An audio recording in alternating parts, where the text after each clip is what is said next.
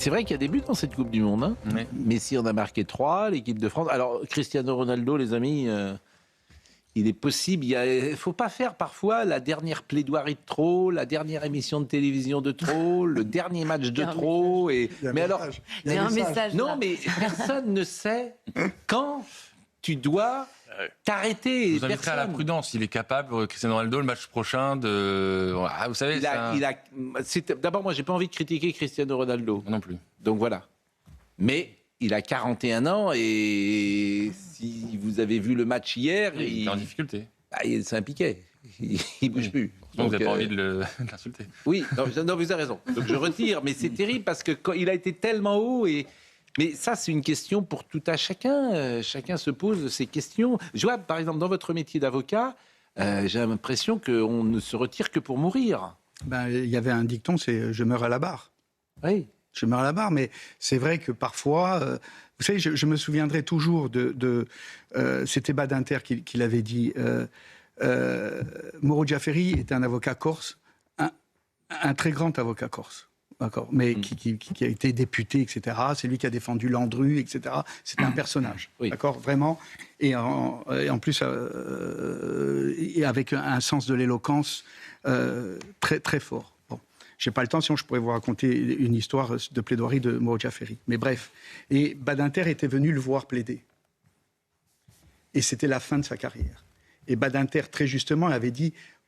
Tout le monde accourait quand Mauro Giafferi plaidait. C'était pareil pour Florio ou pour Maurice Garçon, etc.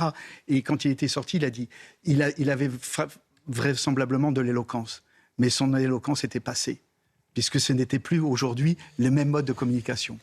Évidemment, et hier, forcément, alors c'est très discuté, la petite discussion d'ailleurs qu'on a eue sur la Corse, il y a beaucoup de gens qui disent champ libre aux mafias avec l'autonomie, qui va payer, enfin j'entends ça partout, on ne va pas rouvrir le débat, mais... Est-ce qu'on peut arrêter sur l'histoire de la mafia ? Mais sérieux, encore une fois, il y a des organisations criminelles, d'accord ? Et il y en a en France également des organisations criminelles. D'abord, il n'y en a pas qu'en Corse. Voilà, on fait des fichages aujourd'hui de gens qui se retrouvent fichiers. Alors, il y en a certains, bien évidemment, ils ont des casiers judiciaires. C'est normal qu'ils aient, entre guillemets, un profil de criminels. Mais il y en a d'autres qui se retrouvent sur des listes. On ne sait même pas pourquoi ils sont sur les listes. Mais en revanche, ils sont ciblés. Ça, c'est un premier point. Moi, ça me convient pas, par exemple. Voilà, en tant que citoyen.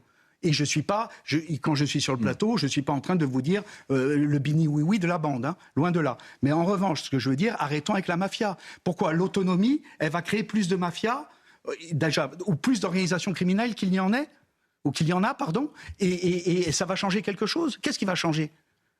Ça fait partie de la vie, ça fait partie. Il y aura toujours des organisations criminelles, c'est comme ça, point. Donc arrêtons avec la mafia corse, parce que la mafia corse, ils ont qu'à lire les livres de Falcone. On n'arrête pas de sortir le livre de Giovanni Falcone, mais il n'y a personne qui l'a lu. Il n'y a personne qui l'a lu pour le brandir, parce que c'est pas ce qu'il dit. Voilà, point. Bon, on va changer de sujet. J'ai envie de contester mon voisin. On va changer de sujet. Et Pascal Pierre Garbarini, c'est un sujet qui nous passionne. Alors, il ne faut pas que ce soit nous, les continentaux, qui payent. Hein, excusez-moi, l'autonomie corse, je veux bien, mais il ne faut pas que ce soit que les continentaux payent. Non, mais les continentaux, là, mais d'ores et déjà, les continentaux, le Parlement, le gouvernement donne une enveloppe annuelle à l'Assemblée territoriale de Corse, enfin à la collectivité territoriale de Corse. Point. C'est tout. Bon, le périscolaire. Ce que ça change exactement. Pardon ? Dans ce cas, il faudrait pouvoir définir ce que ça change exactement. S'il y a déjà une enveloppe, si ça change absolument rien sur une emprise sur les organisations criminelles ou sur le contrôle de l'État, qu'est-ce que ça va changer ? On ne va pas rouvrir le débat. On a dit les 2 ou 3 choses de spécificité que réclame la Corse. Et puis on va voir les autres régions si elles demandent aussi. Vous n'avez pas parlé du peuple corse. J'ai peur que certains demandent le peuple breton, que le peuple basque, le peuple alsacien, même le peuple marseillais, j'entends ça dans les stades de foot, parfois le peuple stéphanois, etc. etc. C'est une vision girondine. Oui. Elle est possible en France. Oui, elle est possible. Mais bon, on peut retourner au Moyen-Âge. Hein, et puis, la vie... dans nos tribus, c'est possible. Non, mais le duc de Bretagne peut revenir, pourquoi pas, hein. Pourquoi pas. On peut reprendre notre indépendance aussi, les Bretons. On est rattachés à la France depuis que Anne de Bretagne s'est mariée à 2 rois de France. Oui, ben nous, Franchement. on est français Bon. depuis 1769. Oui, bah, nous, Voilà. depuis, hélas, bien avant nous, en Bretagne. Qui dit mieux. C'est 1500 et quelques. Bon, il est 9h36, sérieusement, le périscolaire. Et là, je vous le dis, écoutons Michel Hammas, il est avocat.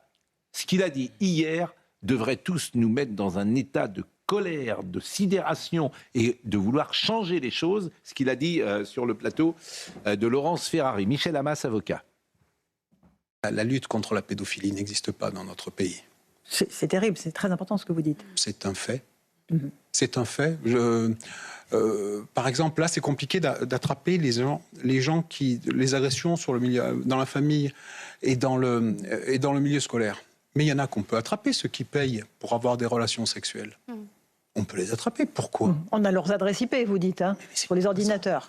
Il y a pour avoir les enfants sont livrés à la pédophilie par des réseaux de pédocriminalité à base de plusieurs sites. Il y en a un notamment, Sex Model, qui est un site d'escorte. Une fois que vous avez repéré le signal pour avoir un enfant, vous regardez si elle vous On convient. parle d'enfants, c'est-à-dire de... Ah, mais moi, j'ai des enfants de 11 ans qui devraient être en 6e, qui ont des MST, madame. Mon Dieu. Et que l'État français a transformé en prostituées en quelques semaines. Il y a 20 000 enfants qui se prostituent à partir des foyers de l'aide sociale à l'enfance. Tout le monde le sait. Personne ne fait rien. Et ce site-là, par exemple, quand je dis il n'y a pas de lutte contre la pédophilie, ce site, on a l'adresse IP, on a le numéro de téléphone de l'enfant, et ça se fait sur Snapchat, c'est-à-dire on localise les gens au mètre près. On a demandé au gouvernement de le fermer en septembre. On a eu des réunions de travail avec une plateforme pluriministérielle, intérieure, justice, santé, femmes, informelle sur Zoom, avec des directeurs de cabinet. On a dit, mais il faut fermer ce site. On a demandé la fermeture de ce site. On l'a demandé en septembre dernier. C'est toujours pas fait, maître ? On est en juin. Mais pas du tout. Mais il n'y a pas un acte posé. Le gouvernement fait des effets d'annonce. Et alors, il y a fin mai, il annonce, le ministre de la Justice, on va tout bouleverser, on va faire une liste noire des agresseurs sexuels. Tout le monde dit c'est super bien. Et on va placer les enfants qui seront placés chez les grands-parents. Tout le monde dit c'est super bien. Mais la liste noire, elle existe, c'est le fichier FIJAS, dans lequel il y a tous les agresseurs condamnés, mais il y a également celui d'aujourd'hui. Tous ceux qu'on a poursuivis ou qu'on a suspectés. Ce fichier a un spectre hyper large, il suffit de le consulter. Et personne ne le fait. C'est-à-dire que le ministre fait un effet d'annonce d'un truc qui existe déjà.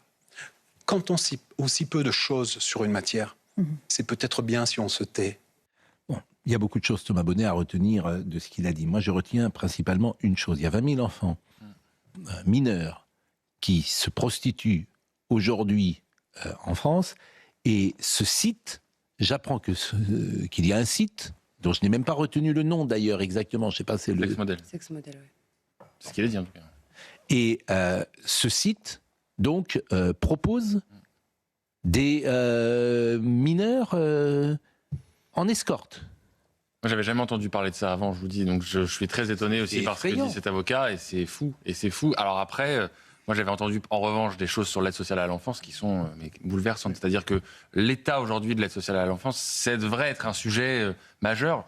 Je vois que c'est pas le cas. Et alors, effectivement, il y a le dossier de la prostitution. Vous avez aussi des familles d'accueil qui ne respectent aucune règle, qui sont là parce que malheureusement on manque de bras et donc on prend les familles d'accueil parfois comme elles arrivent. Et c'est vraiment désastreux pour les enfants qui sont placés dans ces familles, qui sont déjà normalement issus de familles à problème. Donc, en effet, il y a un gros chantier et on découvre, en fait, au travers de l'affaire Liana, l'ampleur des dégâts dans ce pays où, en effet, et après, quand vous voyez les condamnations, enfin, les peines prononcées contre les auteurs de pédocriminalité, là aussi, il y a de quoi s'interroger. Quand j'ai vu les réquisitions et les peines prononcées dans le cadre du périscolaire à Paris, on n'est pas prêt d'avancer.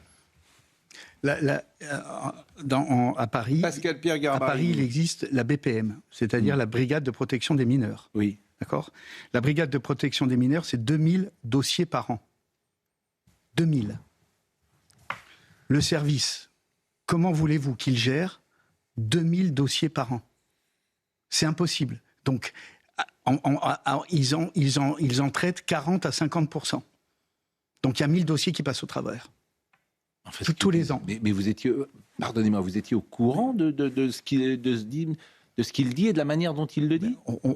Là, Il y a c'est un des spécialiste. jeunes donc gens qui ont 11 ans qui seraient il connaît qui très bien. proposeraient leurs services sur des sites internet. Mais ça fait, Pascal, des années que ça dure. On entend parler régulièrement de la prostitution forcée des mineurs dans les cités. Non, mais et ça, dans c'est les autre hôtels. chose. Pardonnez-moi. Ah Il bon dit Quelle est la différence? que c'est... comment dire? On peut intervenir via le numérique. Il dit que ce sont des escortes qui sont proposées sur des sites internet. Oui, mais Il parle... c'est pas la même chose que la prostitution qui existe, qu'on connaît dans les caves, les quartiers, les immeubles, tout ce que vous voulez. On le devine. Mais là, on peut Oui, mais intervenir. c'est une modernisation, disons. Oui, mais là, on peut intervenir. On peut fermer ce site. Mais Mais vous en C'est aurez ça qui est 30, invraisemblable. 30 d'autres qui vont Mais se créer. Allez sur le Darknet, j'y suis jamais allé, vous allez trouver tout ce que vous cherchez.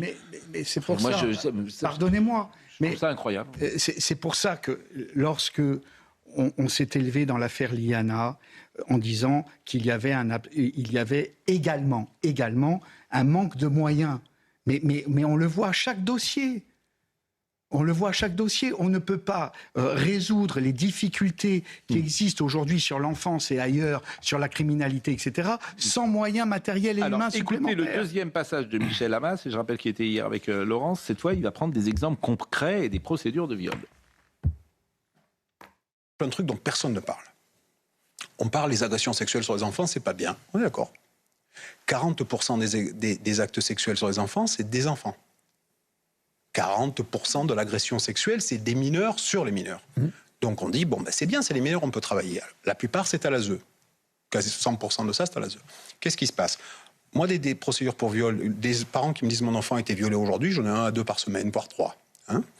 On dépose la plainte au parquet qui ne poursuit jamais, pareil, la déclaration de l'un de l'autre.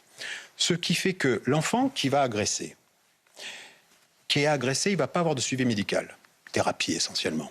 Mais l'agresseur, il n'a pas de suivi. Je vous donne un exemple pratique. À Toulon, 2 dossiers, 7 viols, dont un enfant de 4 ans violé par un autre, plus grand. On dépose les plaintes, pas d'instruction. Tout le monde sait, alors pas de procédure, mais tout le monde sait que c'est ce petit-là. Donc on va le passer du bâtiment A au bâtiment B au bâtiment, c'est le violeur. On a fait ça pendant toute la période où il a été placé. Quand il est sorti assez rapidement, il a violé quelqu'un, il va passer la cour d'acide, il va prendre 25 ans. Mais c'est nous qui créons. Là, on fait du Francis Holm par paquet de 12. Par paquet de 12. Au lieu de dire, on est dépassés, travaillons ensemble, ils font des réunions l'ASE qu'entre eux. Surtout bien entre eux, qu'on soit pas là. Bien entre eux, voilà. Mais là, il faut qu'on soit tous ensemble. Alors, nous, on leur tape dessus parce que ça marche pas. Mais il faut travailler ensemble. Si on ne travaille pas, magistrats, avocats, les gens qui décident pour nous, ils sont jamais allés dans un tribunal. Michel Hamas sur l'antenne d'Europe 1, sur celle de CNews également à 9h44. En marge de ce que dit Maître Hamas, il y a un sondage de l'Institut CSA pour CNews Europe 1 JDD publié ce mercredi. 92% des Français sont favorables à une peine de perpétuité pour les personnes ayant commis des crimes sur des enfants, ce qui effectivement nous ramène à l'actualité avec Liana. Dans le sillage de l'émoi suscité par le meurtre donc de Liana, ce débat sur la perpétuité réelle a été relancé dans l'espace public. Bon, il n'y a pas de perpétuité réelle aujourd'hui, même si des crimes d'enfants, il y a des gens qui vont au-delà de la peine, à juste titre d'ailleurs, qui avait été prise. Et il y a peut-être des gens en France qui sont libérales depuis 2 ans, 3 ans, 5 ans, et qui ne sont pas libérés parce que la société ne l'admettrait pas. Mais là encore, le législateur a pris des lois. Les lois, elles sont particulièrement sévères. La perpétuité, donc, avec aujourd'hui une période de sûreté qui peut aller jusqu'à 22 années. Et ensuite, pour des crimes sexuels, vous avez la possibilité, lorsque la personne fait une demande de libération conditionnelle, qu'on rajoute des années à cette possibilité de libération conditionnelle pour que la personne ne soit pas sortie et ne puisse pas bénéficier d'une libération conditionnelle. Donc le législateur a prévu beaucoup comment dirais-je, de procédés pour empêcher que les personnes qui ont été condamnées soient encore nuisibles, si vous me permettez cette expression. Cependant, c'est encore une fois la difficulté, c'est que parfois, et j'ai envie de vous dire, assez souvent, eh bien, la loi et les règles qui sont fixées, eh bien, elles ne sont pas appliquées à leur maximum. C'est dont se plaint la société. On dit, vous faites des peines pour condamner des criminels, ce sont des criminels dangereux, et les peines qui sont prononcées, elles sont en deçà de la peine maximum, ou en tous les cas de la peine que la société attend. C'est la difficulté. Mais ce sont les juges qui appliquent la loi. Nordal Lelandais, je vérifiais, il a été condamné à une réclusion criminelle à perpétuité avec une période de sûreté de 22 ans. J'ai envie de dire seulement. Seulement. C'est-à-dire que si ça se trouve, il est libérable dans 10 ans ou dans 12 ans. Non, non. Il sera libérable. Il ne peut être libéré, il ne peut faire une demande de libération conditionnelle qu'après 22 ans. Donc il fait 22 ans et ensuite il fait la demande. C'est-à-dire que ce n'est pas un droit. Lorsque vous déposez un dossier de libération conditionnelle devant le tribunal d'application des peines ou le juge... Mais il n'y a que 22 ans, vous voyez. Pourquoi 22 ans? Pourquoi pas 30? Le maximum, c'est 30 ans? De quoi? La peine de sûreté? C'est 22. Ah oui. Donc il a eu le maximum. Ah oui, il n'y a pas de... 22 ans.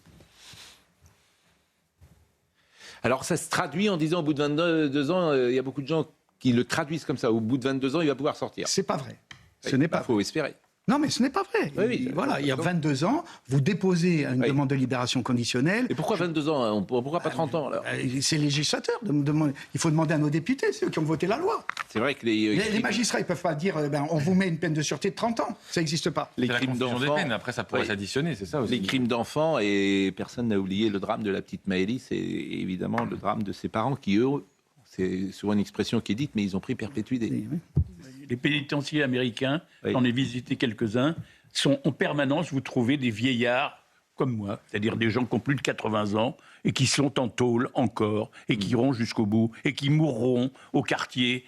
Et souvent, ils ont été condamnés à mort. Ils ne sont pas exécutés pour beaucoup d'entre eux, mais ils vont aller jusqu'au bout de leur peine. Et en France, on va vous dire « Ah, mais oui, mais c'est pas possible, on ne peut pas faire ça. » On ne peut pas faire ça à des gens qui ont étranglé en série des enfants, qui ont massacré des gosses. On ne peut pas faire ça. Ah, au nom de quoi? Au nom d'un humanisme complètement décadent. Décadent. En tout cas, dévoyé. Disons dévoyé, si vous préférez, oui. S'agissant de Lelandais, on est quand même étonné qu'il ait pu procréer en prison. Oui. Ce qui est, pour moi, inimaginable. Inimaginable. D'accord, mais pour n'importe qui nous écoute, c'est le sens commun. Bon, sur le périscolaire perpétuité, écoutez ce qu'a dit monsieur, pas sur perpétuité d'ailleurs, mais sur le périscolaire uniquement, écoutez ce qu'a dit Emmanuel Grégoire, le maire de Paris. Quand j'entends sur les réseaux sociaux, et je le dis, j'adresserai une plainte au pénal systématiquement, qu'il est dit et sous-entendu qu'à la ville de Paris, il puisse être recruté des pédocriminels, que des affaires puissent être dissimulées, c'est factuellement faux. Et toute enquête administrative qui montrerait, et vous aurez l'occasion de creuser tous les dossiers comme je l'ai fait, et toute enquête administrative qui démontrerait un manquement dans la dénonciation d'un crime, il y aura une enquête pénale par saisine du procureur de la République. C'est désastreux.